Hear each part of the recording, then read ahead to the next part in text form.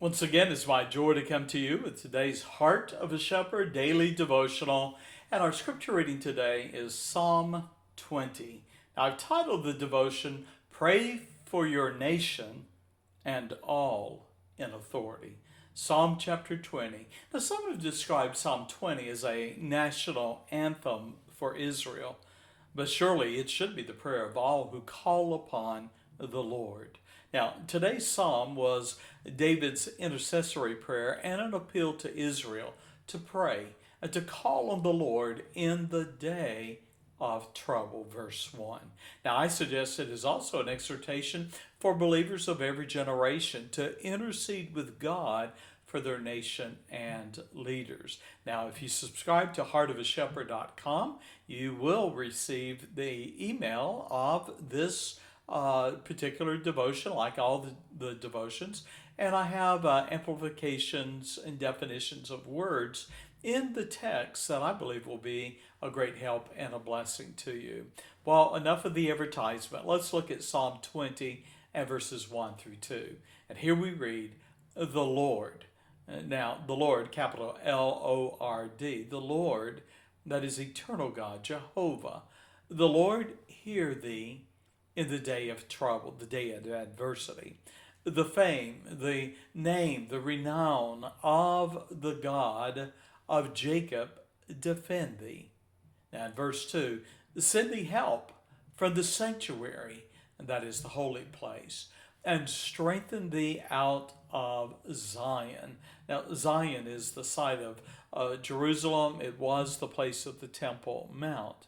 Now, notice that the setting and events that inspired Psalm 20 are not stated. However, understanding David was the author, it seems the king was appealing to Israel to pray and to call on the Lord in a time of imminent war.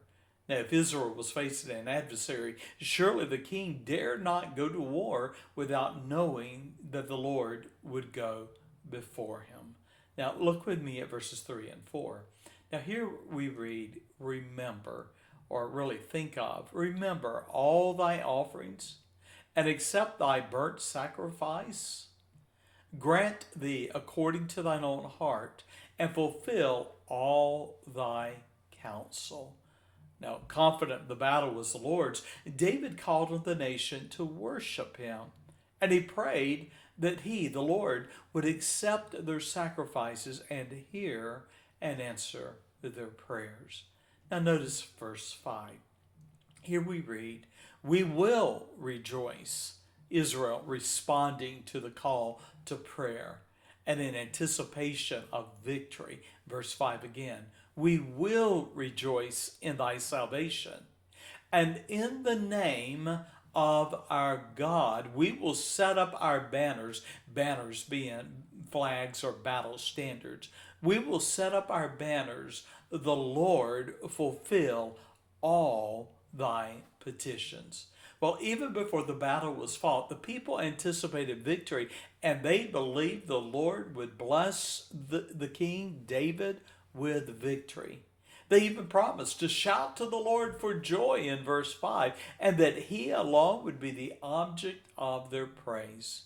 They were ready to unfurl their banners, the flags carried into battle. They believed the Lord would hear their prayers and answer their petitions. And surely that is the definition of faith. Now, Psalm 20 and verse 6.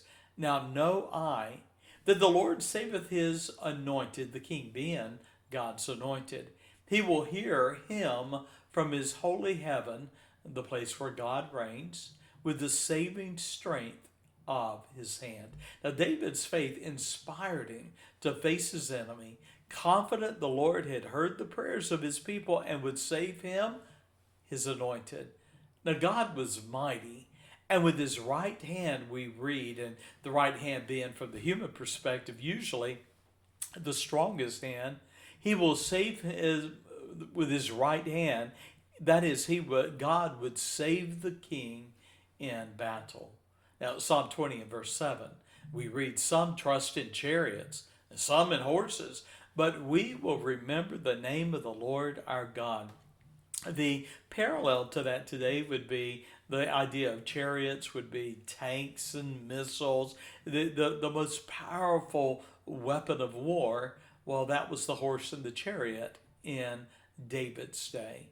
Now, I fear as I study Psalm 20, I fear men and nations go to battle with adversaries and give little thought to the power of prayer or the providence of God. The soldiers and nations put their faith in their armory and they put their faith in their weapons of war. David, however, urged the people to remember, verse 7, the name of the Lord our God. Now, in earlier devotions, we observed that the name of the Lord really embodied all of his divine attributes. Now, Psalm 20 and verse 8 to 9, here we read, they, now speaking of the enemies of God's people, they are brought down, literally defeated and fallen. But we, that is Israel, are risen and stand upright. Verse 9, save, Lord, let the King hear us when we call. Here's a closing thought for you today. I want to suggest that there are 3 spiritual lessons that we should take away from Psalm 20. Now, the first is this, and that is that the Lord hears and answers prayer. The king prayed the Lord would go before them into battle. How different our nation and world would be if our leaders called upon the Lord in the times of trouble and did not place their faith in weapons of war. Now, remember, the God of heaven hears and he answers prayer. The second lesson, we should pray and assure our leaders of our prayers. Israel assured David they would pray for the Lord to grant him wisdom and bless his strategy for the battle. And surely blessed is the nation whose leaders call on the Lord and whose people uphold them in prayer. And then finally, God's people should put their faith in his grace and blessings. Even before the battle was waged, God's people, Israel, had planned to celebrate the victory. They were confident the Lord heard and would answer their prayers. Well, on a personal note, hanging behind me in my office is a print of General George Washington praying in the woods during America's Revolutionary War. The setting was Valley Forge, cold, harsh winter. Well, the print of George Washington complements the story of a farmer walking through the woods near Valley Forge when he hears a voice. Well, the farmer drew near and he found General George Washington on his knees, his cheeks wet with tears, praying to God. Well, that farmer, it is told, returned home that day and assured his wife the United States would win her independence from England. And when the farmer's wife asked how he could be so sure, he answered, because I heard Washington's prayer. I want to close today with Paul's exhortation to Timothy, and I believe it is one that surely we should all accept as our challenge, and that is to pray for all in authority. We read in 1 Timothy chapter 2 and verses 1 and 2 these words, I exhort therefore, that first of all supplications, prayers, intercessions, and giving of thanks be made for all men, for kings and for all that are in authority, that we may lead a quiet and peaceable life into all godliness and honesty. Well, sadly, our world today in this nation in which I live and call home knows very little about quietness or peace.